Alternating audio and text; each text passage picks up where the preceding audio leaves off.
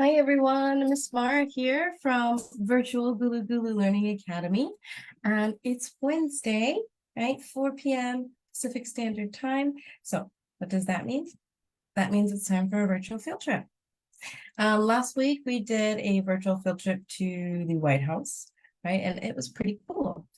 Now this week we are going to explore more STEM-based, right, topics, and we're going to explore how some things work, right? Certain things. For example, things like magnets, electricity, rockets and how they launch, and tons of other different projects and demonstrations are going to be a part of today's virtual field trip with the Children's Museum in Houston. So they have created an awesome virtual field trip for us that we're going to follow along with. They have several, but the one that is chosen for today is specifically, how does it work? All right, guys, I hope you're as excited as I am to do this virtual field trip and explore this three-dimensional space. If you've been to a children's museum before, you may have seen similar exhibits, right? Whether it was in Houston or not. This virtual field trip is designed for children 3 and up. So if your kiddos are sitting next to you, please feel free to share with them this virtual field trip. I think they're going to enjoy it. Okay, guys, so quickly, I'm going to show you a little around, right? Turning our room around for us just to see this is the physical location in Houston and what it looks like. So now we're also going to look at a map, right, to see everything on floor 1. Then there's also floor 2, all right, the second floor. Here it's a bit messy. This is the 3D view. Now we can see how, when you see all of it, the bottom floor and the top floor. All right, guys, so we are going to go on a virtual field trip together, and we're going to explore this exhibit. All right, here we go. Let's back up a bit. We need to go to the, how does it work? Not here. Here. All right, this is where our tour will begin. I got virtually lost in this three-dimensional space. All right, guys, so once again, before we get started, welcome to the virtual, right, Children's Museum. This one is based in Houston, and this tour is going to be all about how does it work? Let's take a look.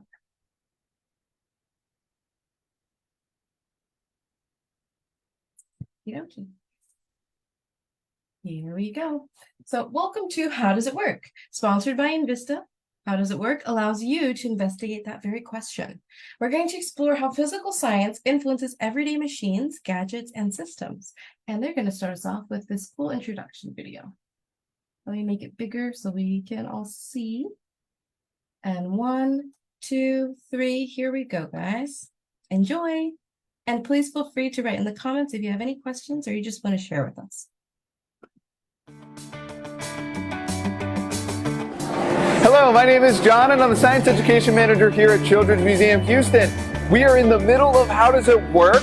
And I just want to show you this whole gallery is designed to explore how things work. So we have our kid lift, we're learning about simple machines, we have our pressure rockets, where we're launching rockets just using air molecules, and then we have our amazing airways, where there's this great pneumatic tube system where we can send different balls all over the place to see where they'll go.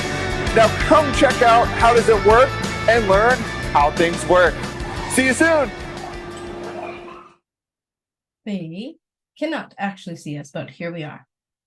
All right, guys, so let's start exploring. First part is amazing airways, right? And we just saw this in the video of one of the examples he showed when he was giving us our welcome introduction. Here we have some tubes. We're going to discover how air is able to push fleece balls through this complex pneumatic tube system.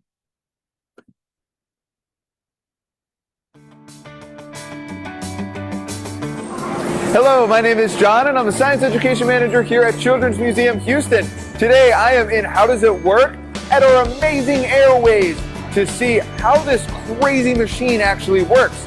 It's actually pretty simple. It is a pneumatic tube system where we have a blower on this end that blows air through this whole system. So as soon as you put a ball in, it'll take it off and you don't know where it's gonna go. Good news is I have some friends that are gonna help me start this system and see how it works. Amazing Airways is a pneumatic tube system, which has air flowing through the system to push the balls through the tubes. This is because air is made of matter, which is like wind pushing leaves around on the ground. There's also 2 points where you can turn where the direction of the ball will actually move. So come to How Does It Work and check out this awesome component. We'll see you soon.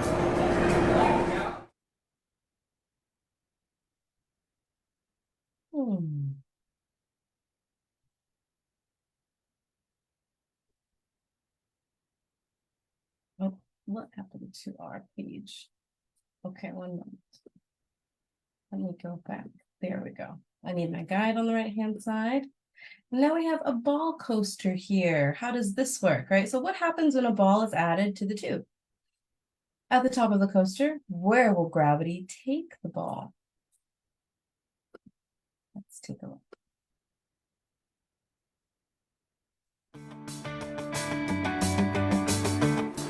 Hello, my name is John and I'm the Science Education Manager here at Children's Museum Houston. We're at the front of our gallery, How Does It Work? To check out this ball coaster. So what this machine does is it's called a pneumatic tube system.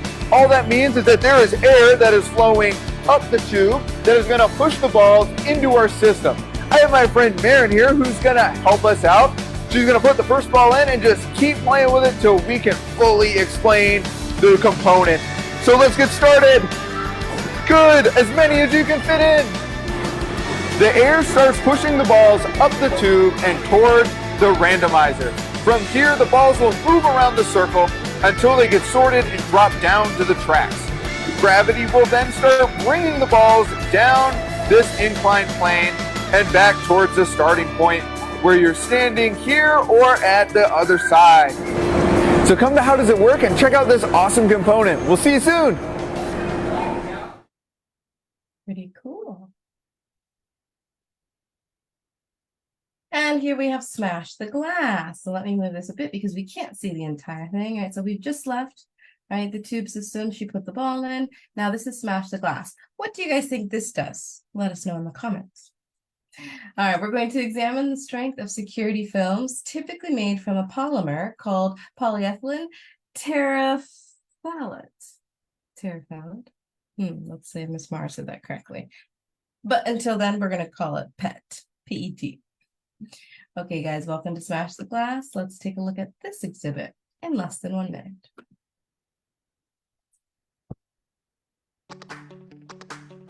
Hello, my name is John and I'm the Science Education Manager here at Children's Museum Houston. We're at the front of our gallery, How Does It Work? To check out Smash the Glass, where it's very easy. You hit the big button to see how many times it takes for the hammer to smash the glass.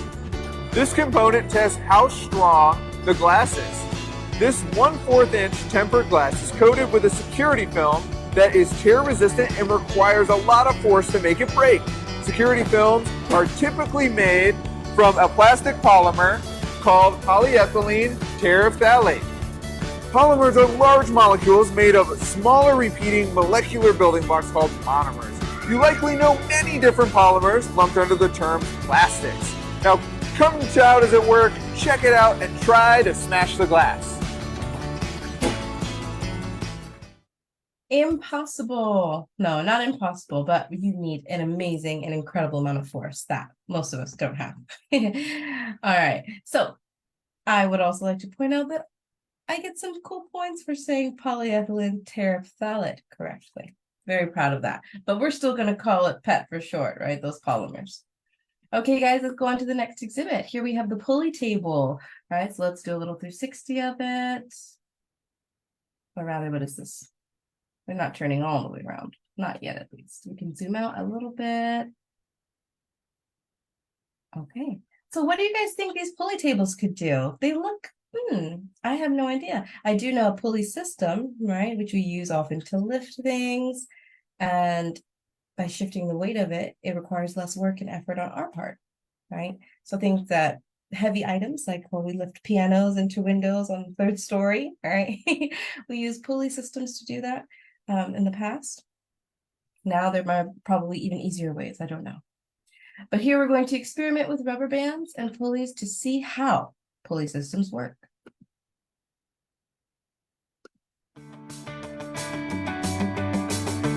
Hello, my name is John and I'm the Science Education Manager here at Children's Museum Houston. We are deep in our gallery, How Does It Work?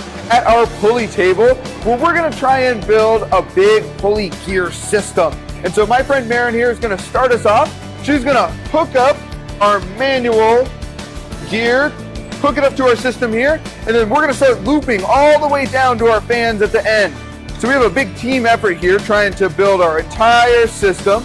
And sometimes we gotta tweak things, move things around, because ultimately we want to try and spin the fans that are down here. So we're testing to see, let's see, we're gonna have Maren spin with all the fury she has, all the strength. Go for it, go for it, go for it. Our fan is moving just a little bit, but with a little extra help. But what's great is you can always go back, change the system up, try and make it more efficient, and hopefully you guys can come visit the museum and try to make the best gear system possible and make the fan spin. We'll hopefully see you soon. Bye! That seemed a bit more difficult than I had previously anticipated. What do you guys think? Maybe pulley systems aren't so simple as I described them. Okay, guys, now here we have our ball coaster. Again, let's take a look. We were just here at the ball coaster. Let me double check. Yes, we were.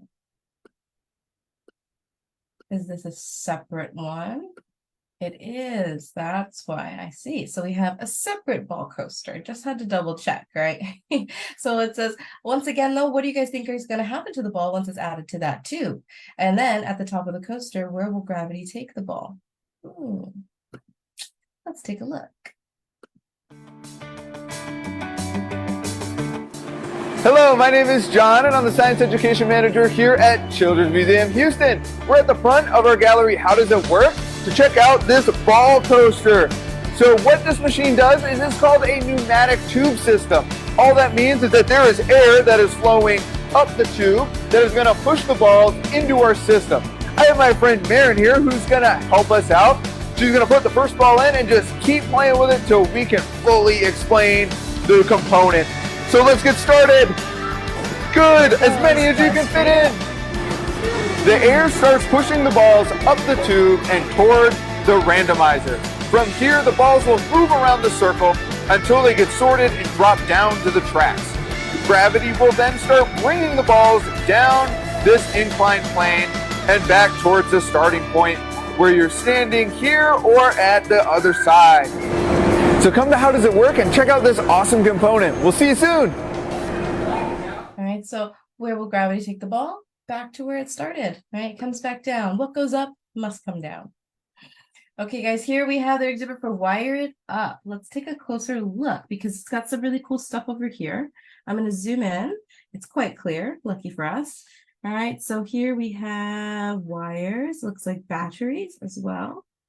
Can you make these circuits? All right, so we're exploring electricity and circuitry with Wire It Up.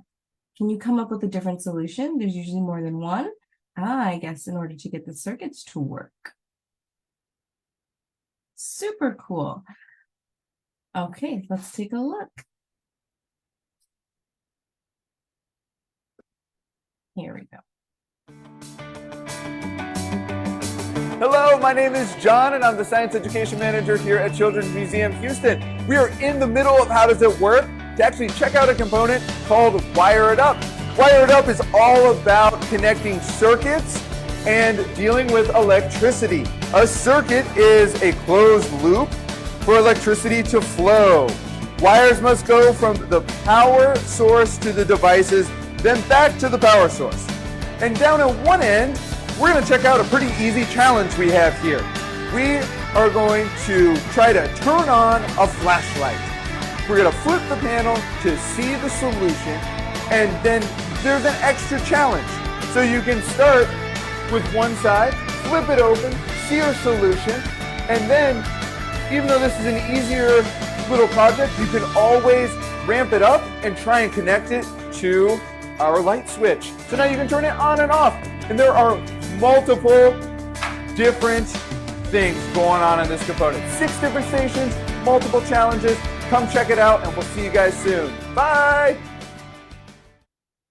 So if you guys are interested in electricity, right, and how we make circuits work, right, how do lights turn on and off? What's carrying that? Pretty cool. Or maybe you guys have done similar projects already. I have seen very cool projects for schools, all right, elementary level and above, that play with circuitry, right, and batteries, and how they're able to turn on things like simple lights. Here we have chaotic motion, right? The chaotic motion exhibit, which says unleash chaos with the chaotic pendulums. A simple pendulum. Let's take a look. Let's zoom in just a little bit. Says what's going on. So when released, the pendulum travels away from, then back towards its starting point. Sometimes you might see these in movies or on people's desks, like doctors, right? And it's the balls that swing out, come back, and out, and come back. Sometimes they're silver and they make a clicking sound. All right, the distance is called a cycle of the pendulum. And you can change a pendulum cycle by releasing it from different heights, right? Like if you lift the ball up higher and it falls farther, the space increases, right? There's more force there or more motion. Let's take a look, because I am no physicist, but I have seen pendulums before. Does this sound familiar to you guys? Comment below if it does. And if not, let's take a look together. Hello, my name is John and I'm the Science Education Manager here at Children's Museum Houston, and we are up in How Does It Work in our mezzanine area to check out chaotic motion using pendulums. Now if we start with the simple pendulum, they will lift the pendulum up, and when released, it'll travel away from and then back towards the starting point. This pendulum has one point of equilibrium right in the middle. And if you notice, the pendulum never travels past the starting height on the opposite side. This is called simple harmonic motion.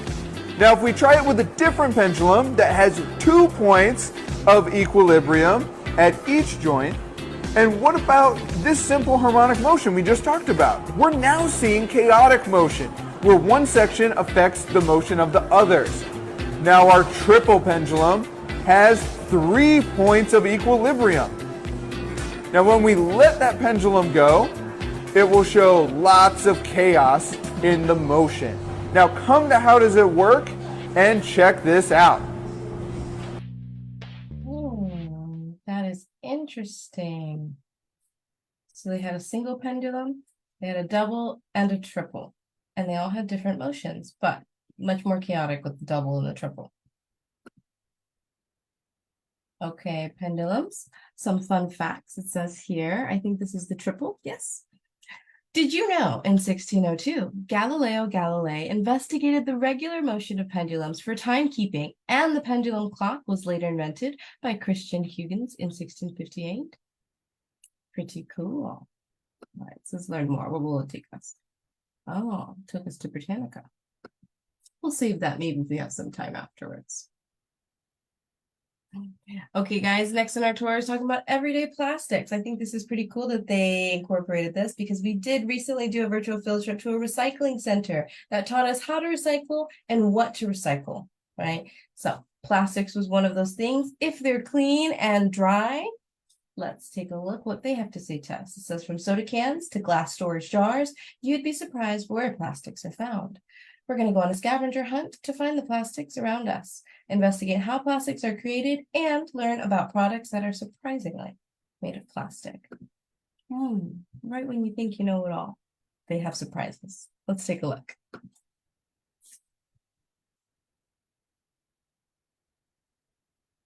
Hi everyone, my name is John and I'm the Science Educator for Children's Museum Houston, and we're in our How Does It Work exhibit at our science station.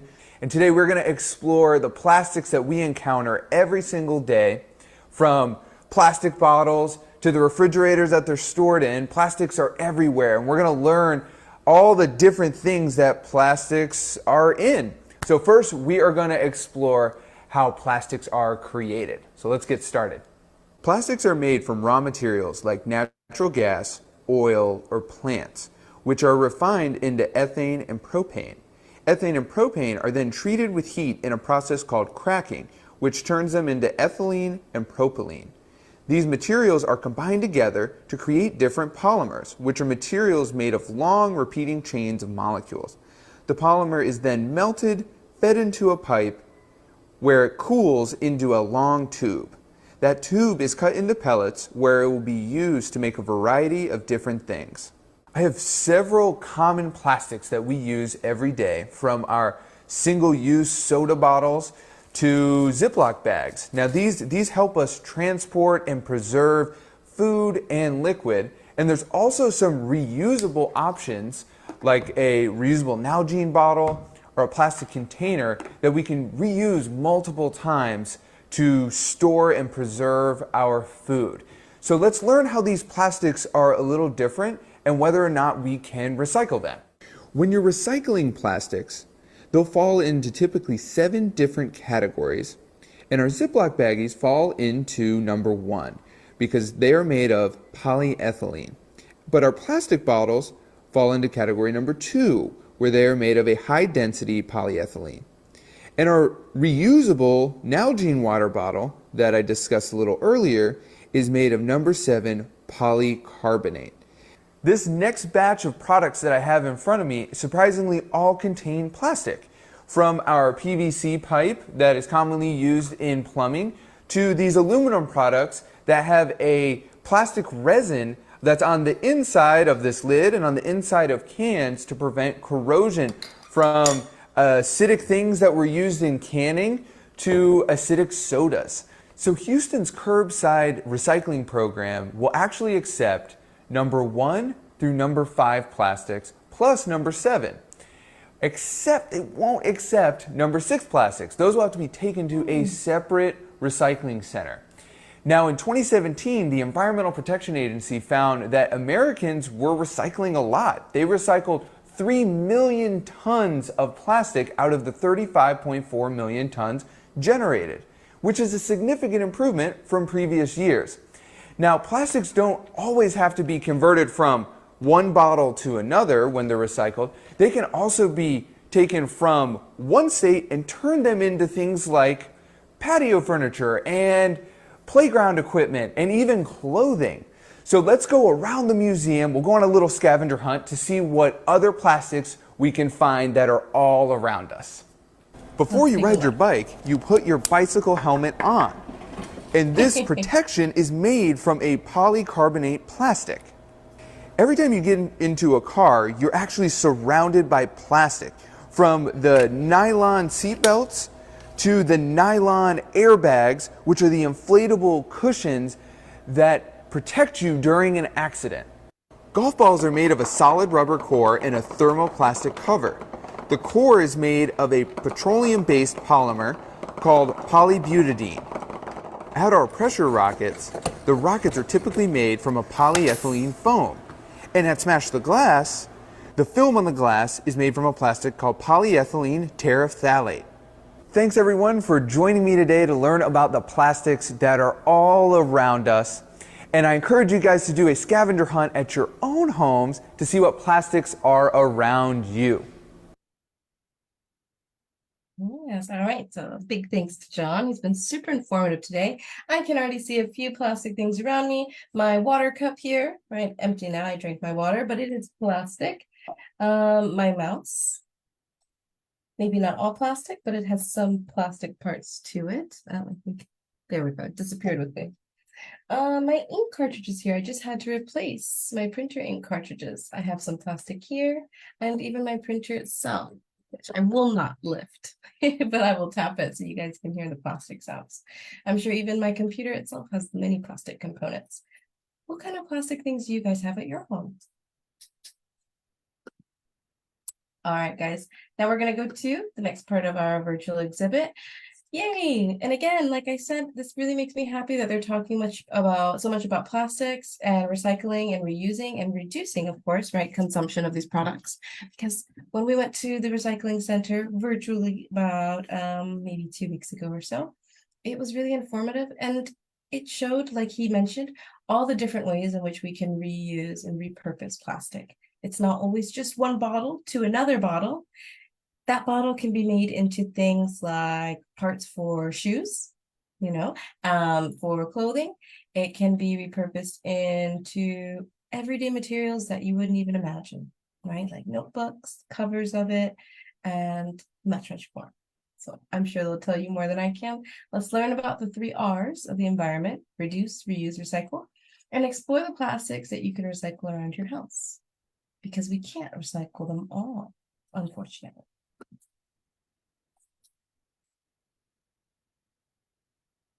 Hello everyone, my name is John and I'm the science educator for Children's Museum Houston.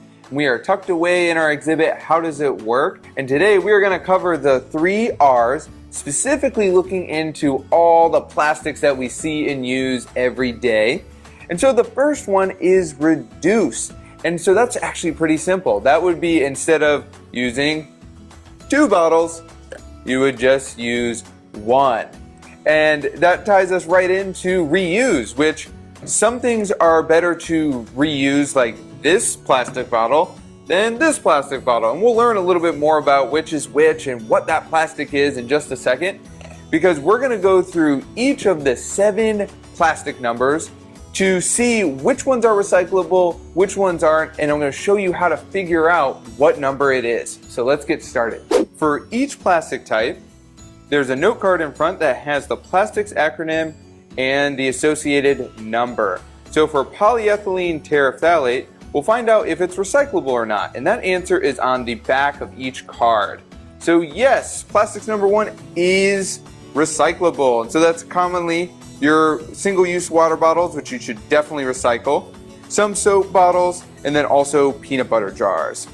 For our second plastic, high-density polyethylene, is it recyclable? Yes, it is! So this is a more rigid plastic commonly found in milk jugs, juice bottles, and a lot of times it's lids. You'll see that a lot. And what is really cool is everything is labeled. So you can see the number and then you can see whether it's recyclable or not. For our third plastic, polyvinyl chloride or PVC is, well, no, but kinda. So they're not usually recyclable, and you just have to check with your local recycling company. But this includes PVC piping, some toys, house flooring, and house siding as well. For our fourth plastic, low density polyethylene, it is recyclable. So this is your bread bags, and also there are some more rigid bottles that are made out of low density polyethylene. So then we have our polypropylene, and it is recyclable. And so these are a little more flexible and durable and heat resistant. And this includes some lids, yogurt tubs, and even bottle caps. For our number 6 plastic, or polystyrene, it's not recyclable. So this includes disposable cups and plates, egg cartons, CD cases, and some bottles as well. Then our plastics number 7 is kind of a catch-all. This includes a lot of different plastics, which a lot of them are recyclable. So like nylon and polycarbonate are recyclable. And so what's kind of lumped in here is CDs have plastics number 7, some Lego blocks, and also a reusable water bottle can also contain plastics from this grouping. So check out all the plastics around your house to see whether you can recycle it or not. Thank you for tuning in to today's Educator Moment, where we learned about reducing, reusing, and recycling different types of plastics. If you guys are following us through YouTube, please hit that subscribe button. And my name is John, coming to you from Children's Museum Houston, and we'll see you next time. All right, very nice. So, guys, did any of that surprise you? right? Any items that you were surprised were or were not recyclable. I was definitely surprised to see that Lego blocks could be recycled. That's an interesting one. As also the lids that we see from different containers, plastic lids. I would never think to recycle something like that. So this was super informative. Pudding cups, right? Yogurt cups. All right, guys, let's continue. Now here we have some information. Who are we looking at? Dr. Jose Pepe Contreras Vidal, engineer. So this is an engineer. I think this is his picture here. Let me zoom in. It is. I can see his name. All right, let's focus on him a bit more while we read about him. So he is an engineer, Dr. Jose Pepe Contreras Vidal. So Dr. Contreras Vidal leads a research group at the University of Houston dedicated to the design of a non-invasive brain machine, a brain-machine interface, and robotic systems for rehabilitation. Super cool. They have a link here that you guys can pause this video, write this down, and copy it if you'd like to check out more about his work. And here we are at the science station. There's a lot going on here. I'm going to try and do a 360. Let's see what else. Okay, we've been all over here, right? We see the pulley system station, the wire it up station. So here in this corner is our science station. We're going to explore it and all of the science experiments that they conduct at the science station. Some of these, they say you can try them out at home. Of course, with permission from parents, right? With permission from adults. Let's take a look. Hello, my name is John and I'm the Science Education Manager here at Children's Museum Houston. We are at our science station today, kind of checking out what's going on here. We have all sorts of science experiments, which this week we are learning about hydrogen fuel cells. So we're diving into molecules, we're learning about why these fuel cells actually work, but guess what? It changes all the time. So you gotta come back and check out what we have going on. During Earth Week, natural science stuff. During October, slimy stuff. And of course, during winter, talk about snow. So come on by, talk with me or any one of our geeks that specialize in science, and we'll see you soon. Bye. So some fun experiments, some ideas, and I'm sure you can definitely check out more instructions for those on their website. All right, guys, here, space is a vacuum. How do scientists know what kind of materials work out in outer space? They test them out. So this is one of their experiments. Let's see if we can see it.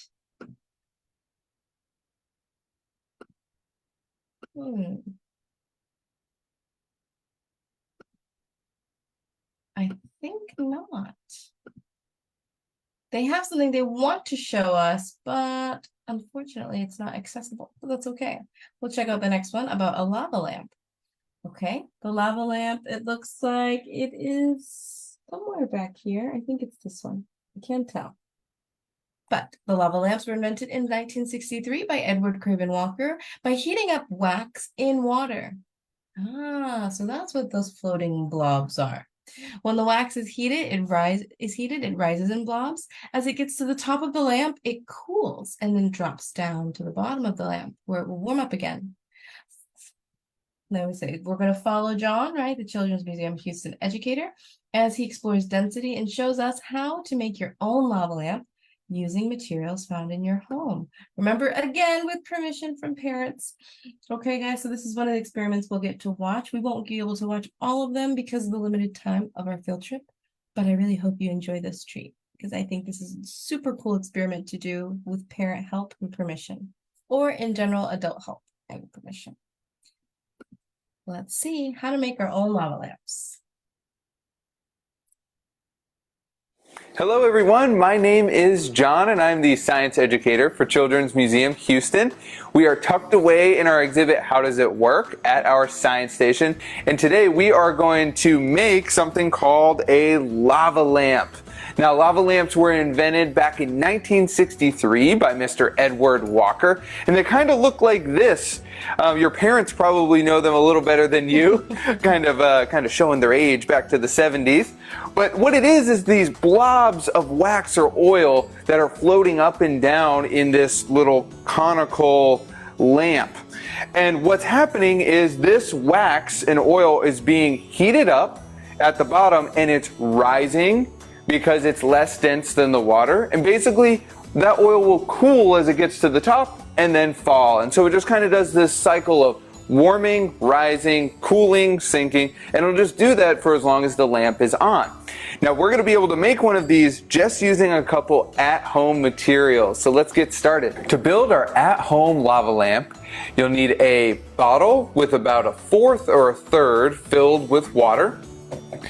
You'll need vegetable oil, enough to fill the remaining part of the bottle. Some food coloring, whatever color you want your lava lamp to be, red, green, blue, yellow. And then our magic ingredient will be Alka-Seltzer, and then we'll be all ready to build our at-home lava lamp. With our bottle filled till about a third or a fourth, you're going to take the cap off and we're going to add our food coloring. So whatever color you chose for your lava lamp, I chose red. We're going to add a bunch of drops, and then we'll kind of swirl it around to mix it up. Might add a little more. So it's whatever color or shade you want. Blue, green. So now we have our red water. Then we're going to add our vegetable oil. So in this part, be very careful and don't spill it like I just did.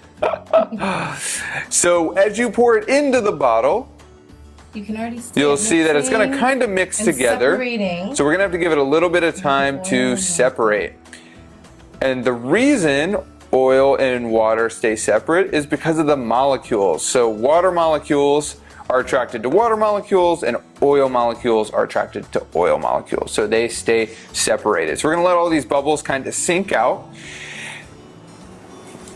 And then we're going to add our Alka-Seltzer. So this is a little tablet that will dissolve. So we're going to start with about a half of one.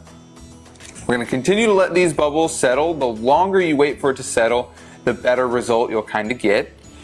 And so when we drop this in, it'll start to dissolve, and it's going to start to add bubbles in here. So we'll drop this in. It's going to sink all the way to the bottom into our water, where it'll start to dissolve. You're going to start to see bubbles rising up. And what those bubbles are is CO2 gas. So that is carbon dioxide rising in the bubbles. It'll get to the top and release the gas, and it'll start to sink back down to the bottom. And so this cycle will start over and over and over again until your tablet has completely dissolved. So we'll add a few more in there to really get your lava lamp moving. Oh, cool. And so if you want to save your lava lamp, you'll just put your cap back on it, and then you'll add another Alka-Seltzer tablet when you are ready to restart your lava lamp. Now it's really going. We can add a bunch to it, really get the bubbles moving up and down. You can actually hear the fizz of the dissolving. Now that's really, you got a really good cycle going up and down. That gas is moving out. So you have a lot of CO2 coming out of the bottle right now. And so when they're dissolved, you put your cap back on, and then your lava lamp is ready to go for the next time you want to turn it on. Thank you all for tuning in today to make our at-home lava lamp. Now, one big thing to remember is you don't want to put your cap back on until the tablets have completely dissolved. You want all of that gas to release before you put the cap on. And then whenever it's done, you put the cap on, but whenever you want to restart it, it's easy as taking the cap off, drop the tablet back in, just make sure you let the gas back out. And so if you guys are following us on YouTube, please hit that subscribe button. And again, my name is John, science educator at Children's Museum Houston, and I will see you guys next time. That was really awesome. What did you guys think about that at-home experiment? Definitely, please let us know in the comments below. Is this something that you guys would try at home? I think it looked fun and safe. Maybe just a little bit messy, but nothing that's not too difficult to clean up. Okay, guys, we have a few more minutes actually, so about 2. But maybe we can try and stretch it out as much as possible. And our next here exhibit, we're still in the same exhibit at the science station, but the next, I suppose, I guess the exhibit is okay. It's Flipped World. It is, I think it's this one over here. I know here's the lava lamp, so maybe this one's next, possibly.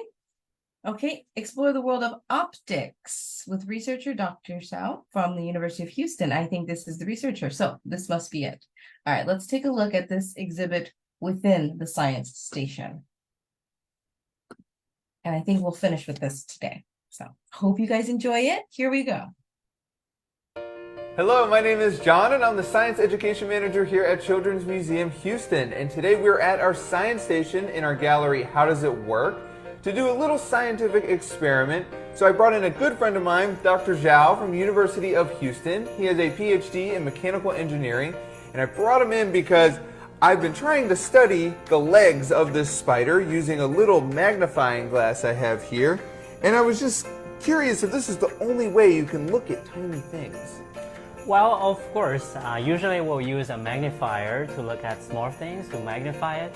But do you know that a magnifier can also flip the thing you're looking at? So like if I take this and flip it, is that what you're talking about? No. It's that, if you look at the spider, through this magnifier, what you see is actually not the spider itself, but a flip version of the spider. So is there an experiment we can test right now to show this to everyone that's watching? Do you want to do it here? Let's do it right now. Okay, for sure, of course. We see two arrows on the paper and they are pointing to the same direction. See what will happen if we start to pour water inside. Wow, the arrow flips its direction. Yes, the glass cup with water acts like a lens that bends the light path. We're not seeing the arrow itself now, but an inverted image of it. Thanks, Dr. Zhao, for coming in today to do a little experiment with me at Science Station. Now, if you guys enjoyed this video, hit the subscribe button if you're watching us through YouTube, and I hope you guys tune in for another science experiment from Science Station. We'll see you next time. Okay, guys, what did you think about that mini experiment? I thought that was very cool, and I was pleasantly surprised to see the inverted image of the arrow within the glass. So even water can act as a lens. Super cool. Now I have so many questions about my glasses. Am I seeing things inverted? I hope not. Hope it doesn't work that way.